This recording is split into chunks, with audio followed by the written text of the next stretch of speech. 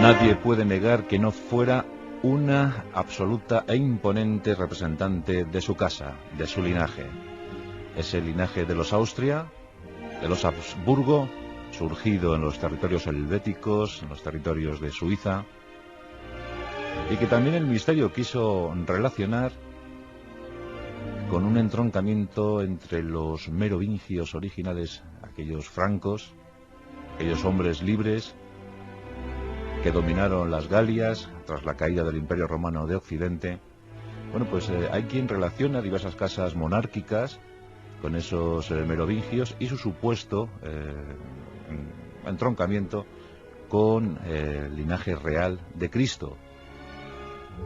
Así es, y así se escribe la historia. Los Habsburgo, los Borbones, los Estuardo. Pero vamos a hablar de los Habsburgo, una de las casas nobles más antiguas de toda Europa. Y a finales del siglo XV, desde luego, dio esplendor a buena parte de los territorios del viejo continente, con figuras de máximo calado. Tal fue el caso de nuestra protagonista hoy en los pasajes de la historia, Margarita de Austria, la hija favorita del emperador Maximiliano I y de doña María, la gran duquesa de Borgoña. Margarita era bellísima, una niña guapa, de ojitos azules, de formas perfectas, y llamada a protagonizar diferentes capítulos fundamentales para la historia europea. Su padre quiso casarla muy pronto, y los trabajos se aceleraron de tal manera que con tan solo 5 años ya fue unida en matrimonio al delfín de los Capeto en Francia, al futuro Carlos VIII. Ella había nacido en 1480, y este acontecimiento para las dinastías de Europa aconteció en 1485. Dicen las crónicas, dicen los exégetas, que Margarita fue feliz en la corte de Amboise, en la corte de los Capeto. Pero esa felicidad duró bien poquito, ya que una vez rey Carlos VIII tuvo que mirar por los intereses de su linaje, de su heráldica. Y pronto la política de Estado aconsejó que Carlos repudiara a su jovencísima, a su esposa niña, a la reina niña. Y ese momento de felicidad, ese momento de regocijo que había vivido Margarita en Amboise, pues terminó bruscamente en 1491, cuando apenas tenía 11 años. Así eran las cosas en esa Europa de la Edad Moderna, que acaba de entrar en la Edad Moderna.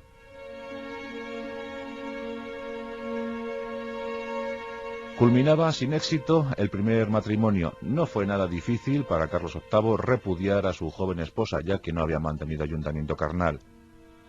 No habían ido juntos, no habían yacido juntos. Y eso pues procuró mucha celeridad, mucha rapidez a la disolución del vínculo matrimonial.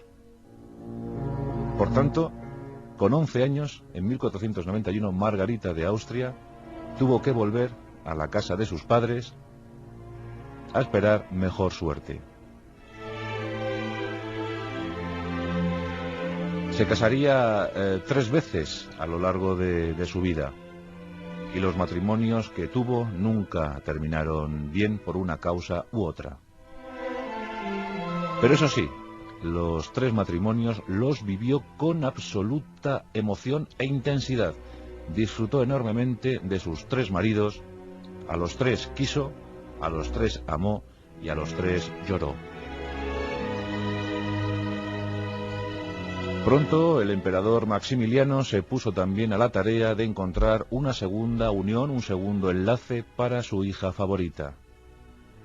Y ese no tardó en llegar, porque en España comenzaba a gestarse un imperio. Se acababa de descubrir el continente americano y la cosa prometía. Por tanto, Maximiliano trabó negociaciones con los reyes católicos, y no un matrimonio, sino 2 quedaron concertados. Por un lado, su querido hijo, Felipe el Hermoso, que uniría su destino a una de las hijas de los católicos, a Juana, aquella que pasaría a la historia como Juana la Loca, pero que en realidad siempre debió ser considerada Juana I de Castilla. Mientras que su pequeña Margarita se iba a unir nada más y nada menos que al príncipe de Asturias, al príncipe heredero a la corona de España, a Juan, el hijo queridísimo de los reyes católicos, en el que habían depositado todas sus esperanzas. El futuro para la dinastía española quedaba en manos del príncipe Juan, muy delicado, eso sí. Un joven frágil, bien dispuesto, la verdad es que guapo mozo y muy educado. Recibió la mejor educación de la época, al igual que Margarita. Se casaron primero por poderes y luego, una vez en España, cuando llegó la joven, pues el flechazo fue mutuo. Una apasionante historia de amor surgió entre aquellos dos jóvenes.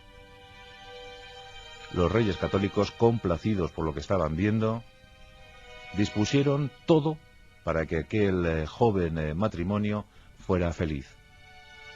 Pero algo comenzó a inquietar a los cortesanos, a la camarilla afín a los reyes católicos, y es que veían que el príncipe Juan, el príncipe de Asturias, estaba rendido de amor, estaba absolutamente entregado a la causa de Margarita.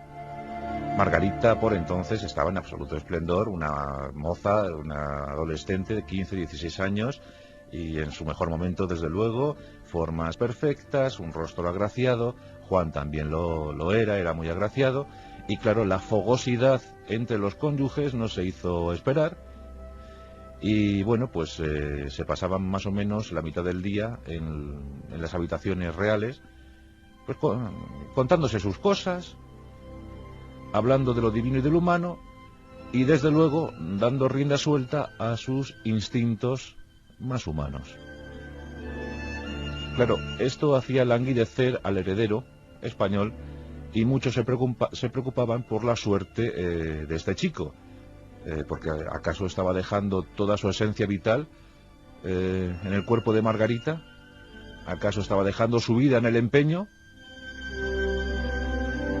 Eso nunca lo sabremos, si fue de tal magnitud o no.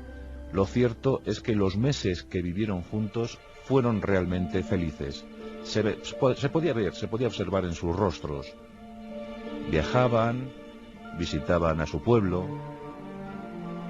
realizaban actos culturales, pero la fatalidad llegó a la corte española, y en octubre de 1497 el príncipe de Asturias fallecía en medio de la consternación más absoluta.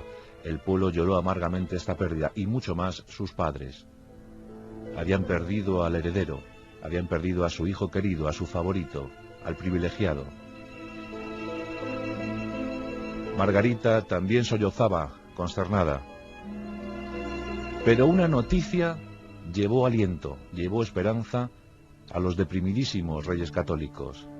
Margarita de Austria, con 17 años, estaba esperando su primer hijo. El príncipe Juan, antes de fallecer, pudo engendrar, junto a Margarita, un hijo. La noticia se propagó como la espuma por todo el reino. En las ciudades de Aragón, de Castilla, no se hablaba de otra cosa. Margarita, la princesa de Asturias, viuda, está esperando un retoño. Los reyes católicos se aplicaron con tremendo rigor, con gran cariño, al cuidado de Margarita. Y Margarita esperaba, desde luego con placer, el anhelo, el sueño de sus suegros. Pero no pudo ser. El hijo se malogró. Margarita de Austria sufrió un aborto y perdió la esperanza de un reino. Nunca más volvería a tener hijos. Seguramente quedó estéril en ese aborto. Las técnicas médicas de la época pues no pudieron remediar el mal, y bueno, pues fue un capítulo triste porque Margarita siempre mostró mucha querencia por los niños, por el cuidado de ellos, y nunca más pudo tener hijos. Sola, en un país extranjero que la quería, sí, pero que, bueno, también entendía que ya no tenía mucho sitio, mucho que hacer aquí, pues triste, pidió consuelo una vez más a su padre, el emperador, y este, por supuesto, la recibió, intentando darle ánimos y sobre todo intentando buscar un nuevo esposo para ella. Era tremendamente joven, tenía 18 años, tenía derecho a vivir, a ser feliz, y sobre todo tenía que seguir dando buenos capítulos, buenos episodios de poder a su casa real, a la casa Habsburgo. El sueño español quedaba atrás y llegaba el momento en 1501, con 21 años, para volver a intentarlo, volver a perseguir, volver a conseguir la felicidad. Y a fe que le llegó esa oportunidad. Margarita de Austria, en 1501, se casó con Filiberto II de Saboya, llamado el Hermoso, un apuestísimo duque italiano que hizo las maravillas de Margarita. La verdad es que solo pudieron estar unidos 3 años, pero 3 años de grandeza. En la corte de Saboya, Margarita sí que fue realmente feliz. Una corte entregada por entero a la cultura. Los mejores artistas, pintores, escritores, escultores, poetas, todos ellos se dieron cita en la corte de Saboya. Todos hicieron sonreír a la duquesa. Era su tercer matrimonio y bien parecía ya el definitivo. Margarita era refinada, era educada a extremos máximos, gustaba muchísimo de las bellas artes, gustaba de lo estéticamente bello. Y desde luego se dejó impregnar por todos aquellos intelectuales, por todos aquellos artistas que dieron lo mejor de ellos para que su duquesa fuera feliz, pudiera sonreír una vez más. Especializada en decoración, supo adornar los mejores palacios de Saboya para su príncipe, para su querido príncipe azul, porque sí, estaba muy enamorada de Filiberto II. Esta mujer tenía corazón más que suficiente para enamorarse de sus maridos, para entregarse a su causa, para consentir, para agradar, para ser la fiel compañera que todos esperaban tener. Bueno, pues embelleció Saboya, pero la fatalidad llegó en 1504, mientras un tal Leonardo da Vinci culminaba su obra más grandiosa, la Mona Lisa, aquella muchacha, mujer de Francesco di Giocondo, Lisa Gherardini, una muchacha de 24 años. Tenía 24 años Lisa Gherardini como los tenía Margarita de Austria. En ese tiempo de 1504, Leonardo terminaba su obra y Filiberto II moría tras haberse mal curado una enfermedad acarreada desde una experiencia de caza, desde una campaña de caza.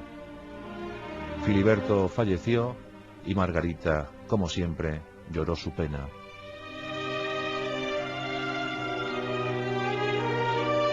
Y desde luego que era una auténtica Mona Lisa, Mona Margarita de la época. Con 24 años ya había enviudado 2 veces y había sido repudiada en otra ocasión. Mayor desgracia para una joven deseosa de amar no se podía dar. Su padre, una vez más, tuvo que intervenir, ya muy afectado por la suma de desgracias que estaban afligiendo el alma de su hija favorita. Tan bella, tan risueña, tan culta, y qué pésima suerte la acompañaba en su trayectoria vital. Desde que murió Filiberto II, Margarita decidió algo ya fundamental, trascendental para su vida. Nunca más aceptaría un pretendiente, nunca más volvería a casarse. Le explicó esto a su padre y el emperador lo entendió. Y como estaba muy convencido sobre las capacidades de su hija, le ofreció el mejor trabajo de su vida, ser gobernadora de los Países Bajos. Y aquí Margarita de Austria sí que es verdad que se puso en contacto directo con su mayor vocación, la diplomacia, el buen gobierno, la política.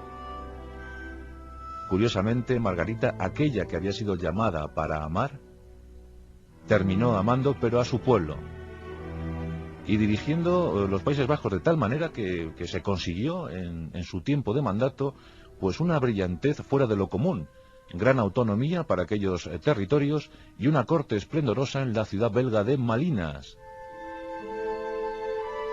Allí está su palacio, que yo tuve la oportunidad de visitar, y desde luego hace honor a aquella que lo hizo grande. En Malinas se recreó todo lo vivido, todo lo experimentado por Margarita en su breve vida. Su paso por la corte de Amboise en Francia, su paso por la corte española y su paso por la corte de Saboya. Todo eso, todo lo que fue aprendiendo, lo trasladó a sus palacios de Malinas. Y desde luego que aquello floreció como un absoluto vergel.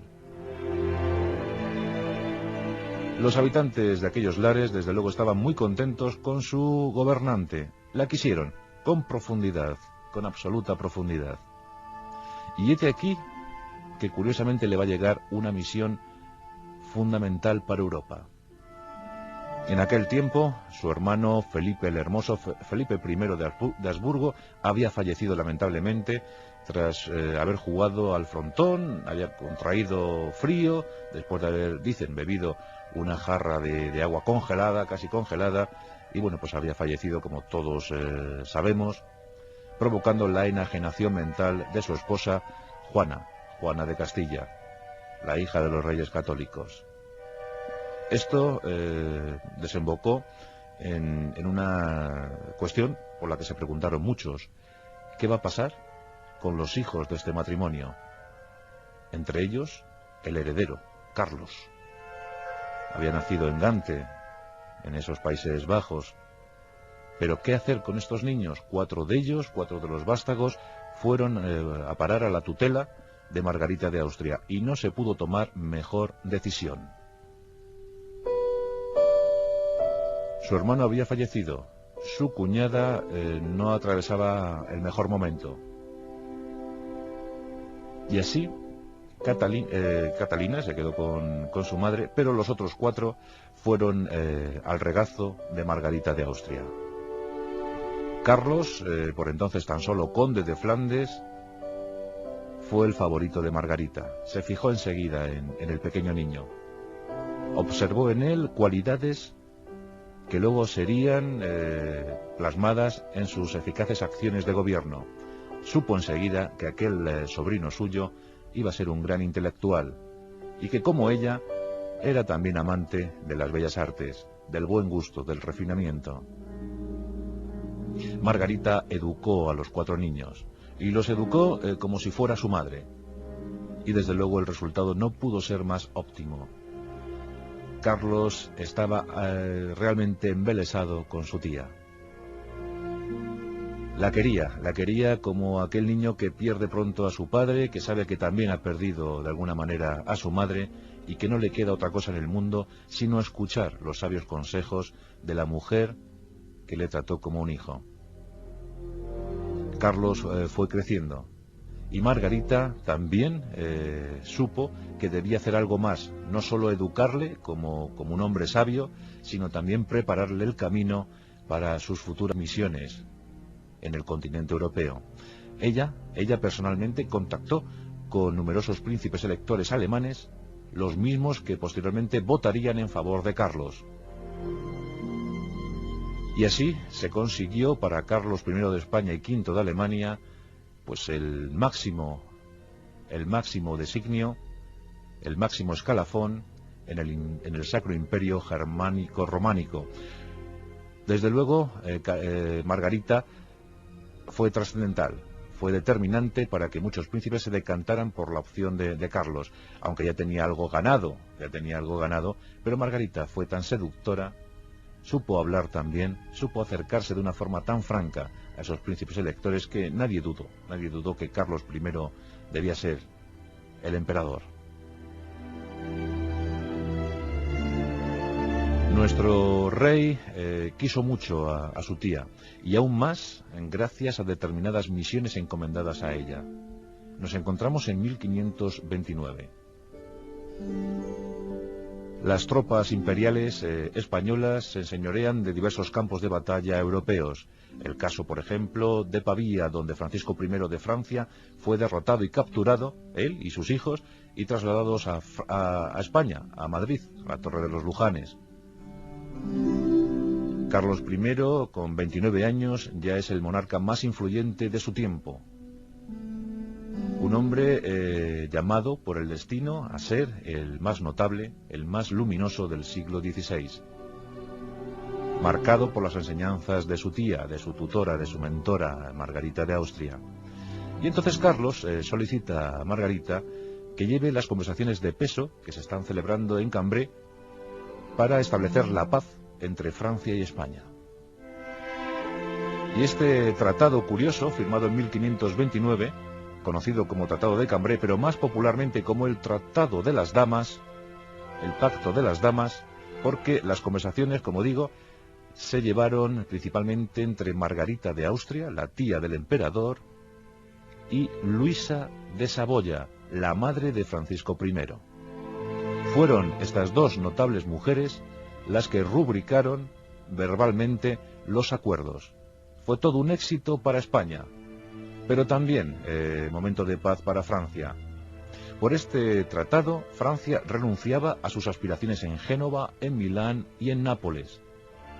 Además, pagaba un rescate de 2 millones de ducados, que esto era un potosí, esto era un riñón, pues 2 millones de ducados se pagaban para que fueran liberados los dos hijos de Francisco I, que todavía, 4 años después del desastre de Pavía, permanecían en Madrid, en España.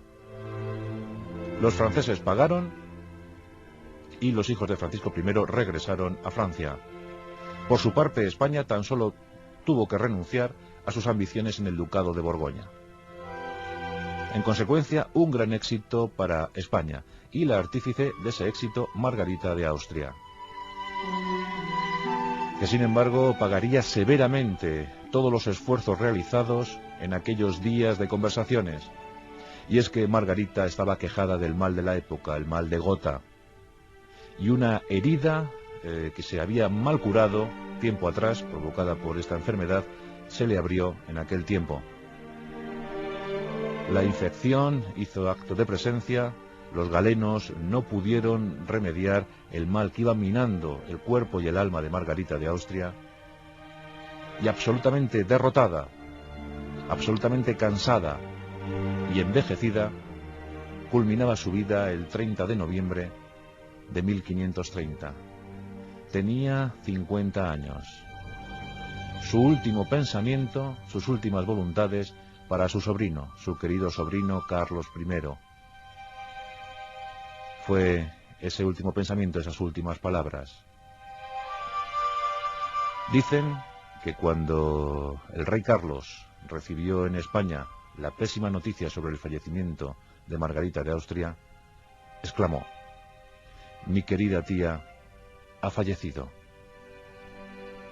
Tras esto, enmudeció y, para sorpresa, para congoja de la corte, se retiró, cabizbajo, se encerró en sus habitaciones, y dicen que durante horas se le escuchó llorar. Y no es de extrañar. Había muerto, había fallecido la mujer más importante de su vida. Una mujer que injustamente ha sido relegada al olvido, de la que muy poco se habla y que conviene reivindicar, porque esa mujer forjó con su amor, forjó con su educación exquisita y privilegiada, formó la personalidad del hombre más importante del siglo XVI europeo. Si Carlos I de España y V de Alemania fue como fue, si consiguió lo que consiguió, fue seguramente porque escuchó atentamente los sabios consejos de su querida tía Margarita de Austria. Son esas pequeñas historias que conforman las grandes narraciones los capítulos esenciales, los fundamentales de nuestro devenir, de nuestro acontecer como humanos. Muchas veces escuchar, simplemente escuchar a una mujer que te quiere o un hombre que te quiere puede hacer cambiar la historia del mundo. Y fue el caso aquí en España con Carlos I de España, V de Alemania, emperador, acaso por la gracia de su queridísima tía Margarita de Austria.